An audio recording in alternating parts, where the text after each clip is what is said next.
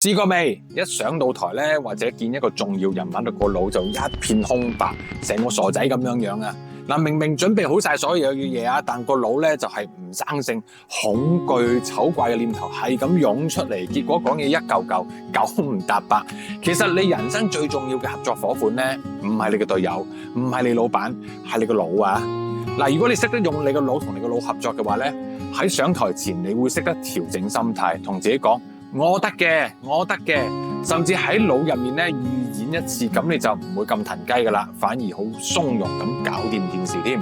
咁點樣訓練個腦咧，叫佢乖乖聽話咧？嗱，英國頂級心理治療師話有4件事你一定要知噶。嗱，第一件事係啦，你個腦咧會去做佢認為你想佢做嘅事，係啦，你話俾佢聽唔想緊張，佢就會越嚟越緊張噶啦。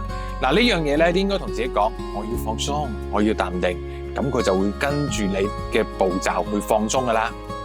第二個腦啊，係本能係會帶嚟揾開心嘅，即係避開痛苦啦。所以點解我哋寧願碌手機都唔做正經嘢？好簡單，因為碌手機好爽，做正經嘢好痛苦，咁個腦咪唔喐咯。第三，你所有嘅感覺咧，都係嚟自2樣嘢嘅啫。第一就係你個腦入面嘅畫面啊，同埋你自己講嘅說話。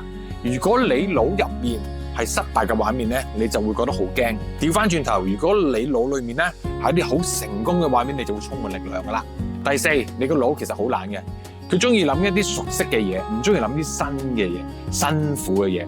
所以要建立一個好習慣咧，就要重複咁去做，做到個腦覺得哦係咁噶啦，佢就唔會再反抗噶啦。